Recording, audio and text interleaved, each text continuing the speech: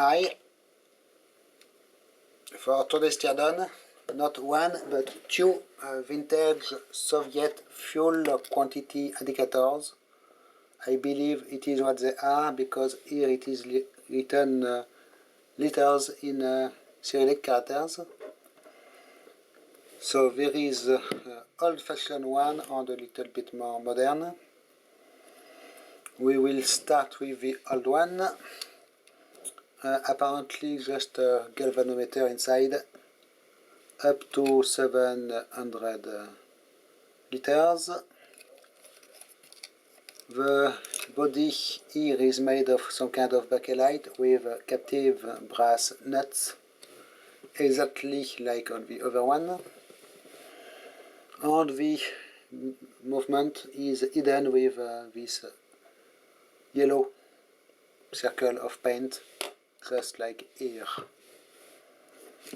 The back of the case we have this cover made of steel cover with this special thick paint with a pattern on it, some kind of Amerton pattern. We have a date code, not easy to tell, maybe 30 even, April of 1964, some army stamp with two swords, and big old-fashioned screws to secure it. And we have a connector on this one. Well, at least I found a matching connector in my stock. Nice logo here, as you can see. Original wires, and it will come off like such. So each time with these connectors you want to turn a little bit, pull a little bit, turn again,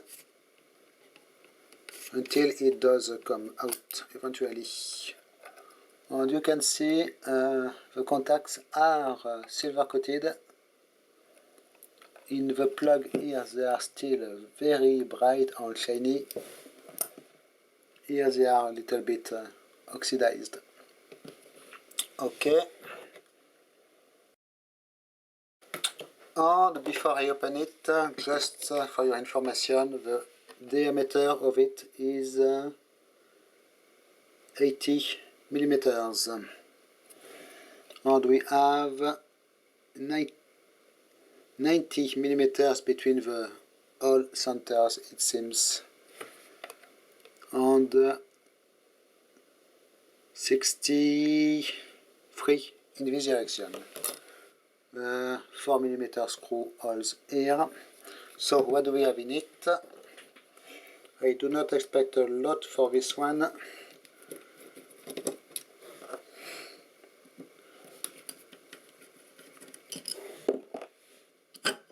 They are old items from my stock, so at least I did not purchase them recently from eBay, and I did not spend money for them recently, at least.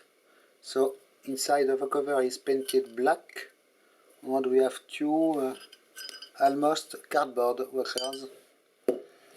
And here is what we have, just another internal cover. So I wonder really what is the purpose of this, except maybe for magnetic shielding. It might be the reason. So I have apparently 4 screws to undo.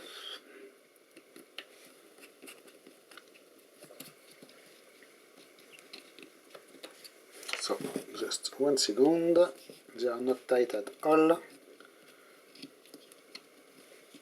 Some original factory and writing here, probably with characteristics of the device.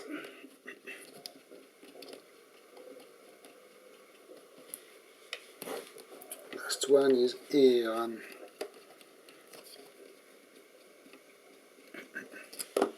So,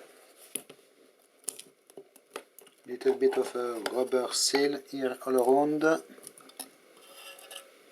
and And yes, as expected, just a very big galvanometer. Here is the inside of the case. The paint circle here is not in the middle, so it will be easy to reassemble it properly.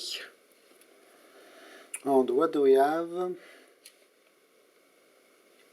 We have the back plane here, back piece in bakelite, middle piece in aluminium, probably. A few wire wound resistors, so for Weston bridge maybe, feature, and the galvanometer movement by itself with big green magnet. So I will try to remove the dial for you without making any damage. Quite delicate, but I am used to such stuff, so it should not be a big deal.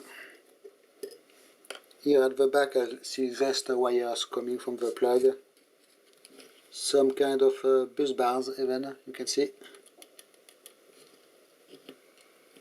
And this one, strangely enough, is going inside this part.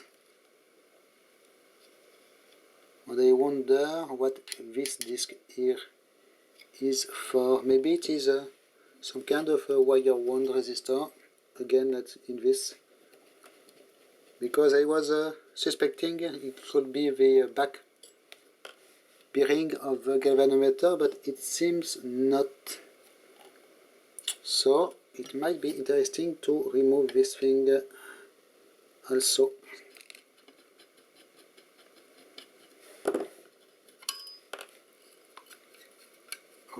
Okay, oops. So we have the two coarse limiters for the needle. We have a very delicate and bending needle. The front piece here is actually steel. Usually they are made of aluminium, and now it is not radium paint, so there is not any danger here. And here is the galvanometer movement for you. So we have 5 of these wire wound resistors, and very regular, quite regular galvanometer movement, except for the shape of the coil, because it seems to be in a V or double, yes, double 2 coils in a V pattern. And of course there are square section coils on this. We have magnet here and probably one over here, or just a magnetic conductive piece. Not sure. Center contact here obviously, and adjustment, no, it is the bearing here, so there is no adjustment possible on this one. It is factory adjusted probably. Some counterweights also here, wound and little pieces like this. So there is no real point at, yes, I see. In fact, the rear cover here, it looks like it will give access to the 0 setting. Quite interesting. I will try to undo it and see what happens, what we have in here, because I see another wire here going inside this piece. So there is definitely something electrical in here. But first, I need to put back together this piece, and it does include reinstalling these limiters.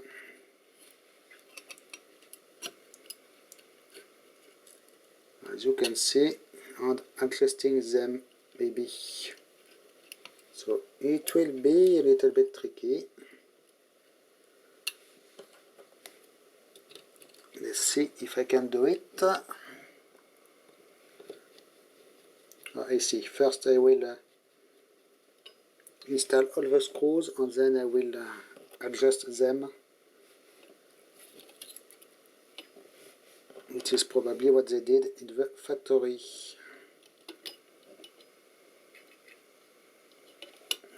Quite delicate. I do not want to scratch the dial. It would be pretty bad. And when reassembling, I have to make sure the needle is not too high and will not make contact with the window.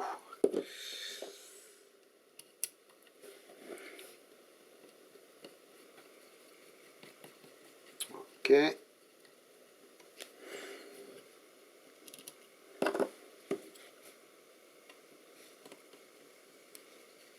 And by the way, here we have some informations written on the dial itself. We have here probably what is the model and serial number. And here it is written 27 volts. And not sure, maybe another serial number or specification number or something like this. So now I can try to adjust this thing. Yes, it will adjust the zero maximum course of the needle.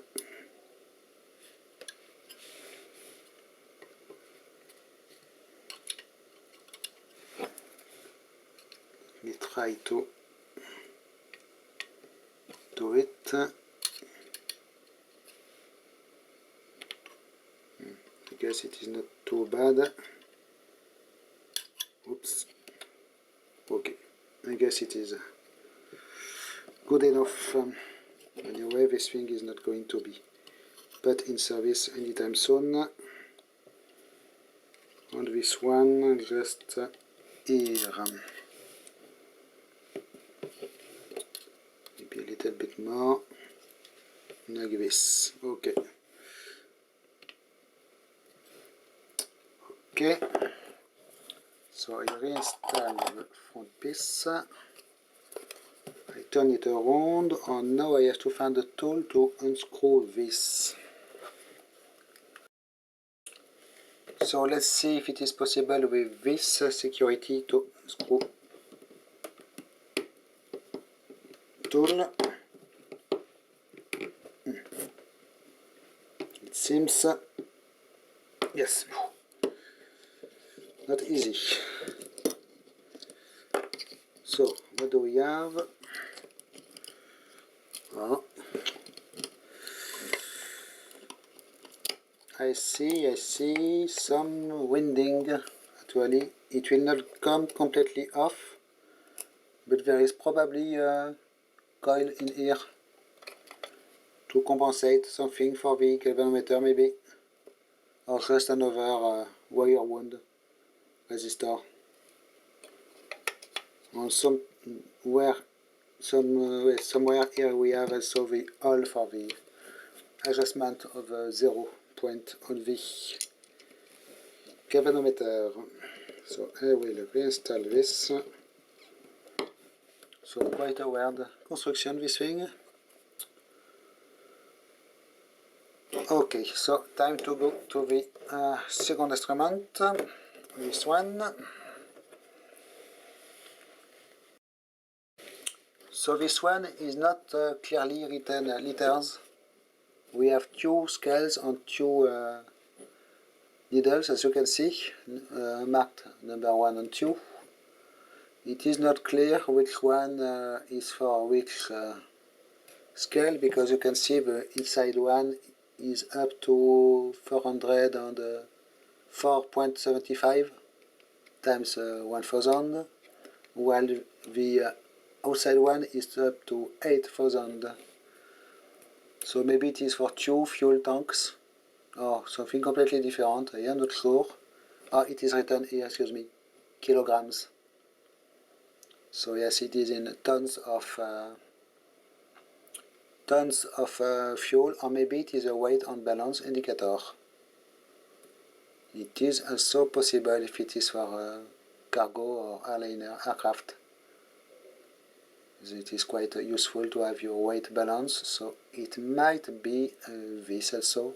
And we have some kind of reset or test button here you can push. Exactly the same diameter than the other one. Bakelite case here with the two holes with a little metal mesh inside filter, so it must be to allow any moisture to evacuate without letting dust go in maybe.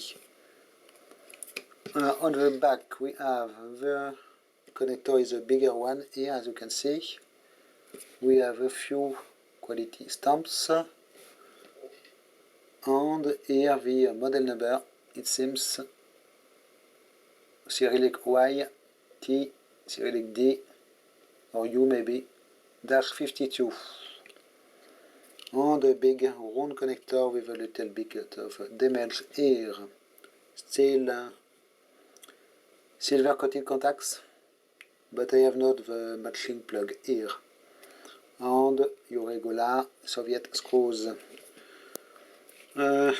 Here you have a provision for a factory seal, which was either not fitted or removed long time ago. So let's see what we have inside. Obviously here the mechanism is not the same because the needle will not move at all when you shake the instrument, while on this one it is clearly galvanometer movement. So what do we have?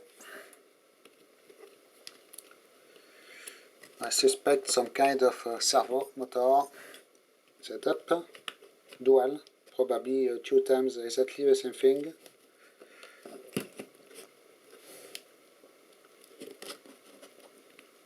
I see we have again the same kind of rubber seal in quite bad condition here.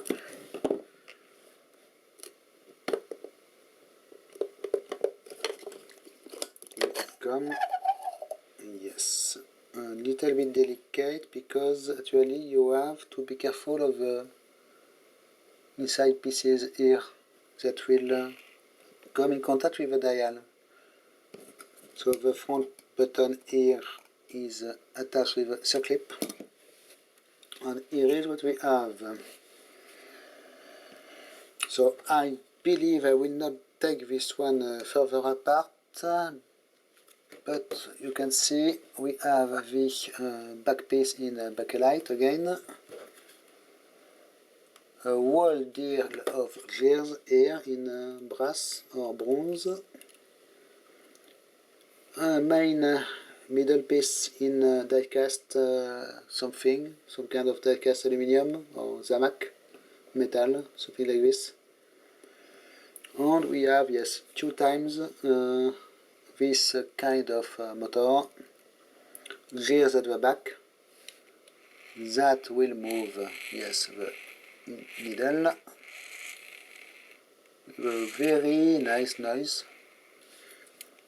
And this is connected to, mechanically connected, here you can see, to potentiometers, wire wound potentiometers. So yes, it is exactly a servo motor setup. About the test button, it will make 2 contacts here. So maybe for testing or resetting. We have handwritten specification here on the potentiometer, apparently 2000 ohms. We cannot see the model number of the little motor because it is deep inside. Obviously coaxial shaft here going to the needles. And it is almost everything. Actually, I am not sure if I can undo easily.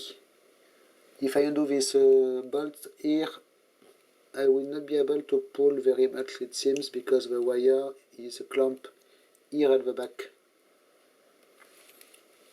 And here also it is a lot of work for not much to see inside, just the gears here at the back. and I can see deep inside here just the wire going to the back of the connector, so there is not much to see at this level. Very nice little motors. I have a few of them from aircraft, all the instruments I did scrap. Someday maybe I will try to play with them. It should be a nice project to try to do something with this. Very nice noise, by the way. Okay, I will readjust on this one at least the needles to 0 because it is easier. You can see it is interesting.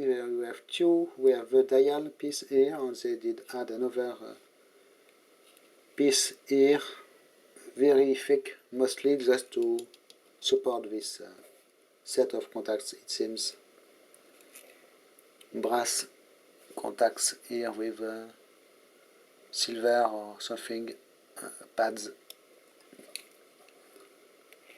Okay, nice handmade wire lacing here,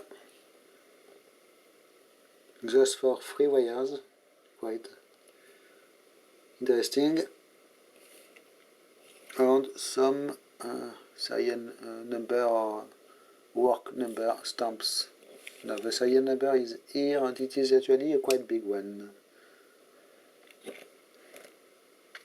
Okay, so I will put this one together. Also, a lot of rust. You can see there is a big circlip spring round piece here that will clamp the glass in place, but it is quite rusty, this one. This and this is typically the kind of aircraft instrument glass you do not want to break, because as you can see, very special one. First you have the circle of paint in the middle, but this is not impossible to reproduce, but making a hole here for the button should be very difficult to do at home. I do not say it is completely impossible, but you need quite a lot of practice to do it.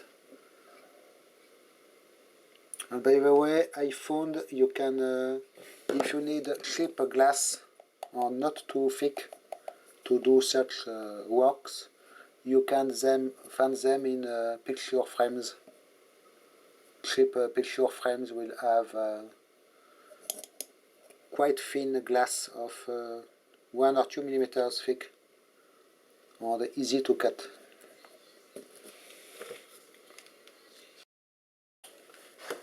Okay, so these are just 2 more Soviet aircraft instruments from my collection.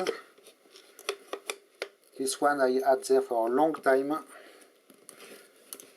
I am expecting a few things from eBay, well, at least 2 things that will make more teardowns, and I am bidding on something very interesting,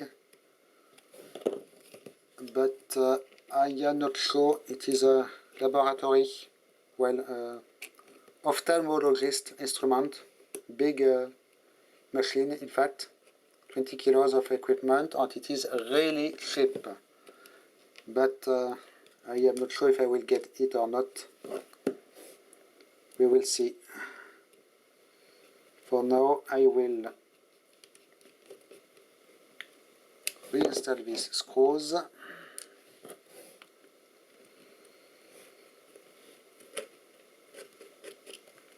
Okay, so 2 little instruments from my collection. Quite interesting to see how they are made. Not the same thickness, you can see, and this material is really old school bakelite. Probably quite brittle. Nice brass inserts here, and typically Soviet stuff. So thanks for watching, bye bye.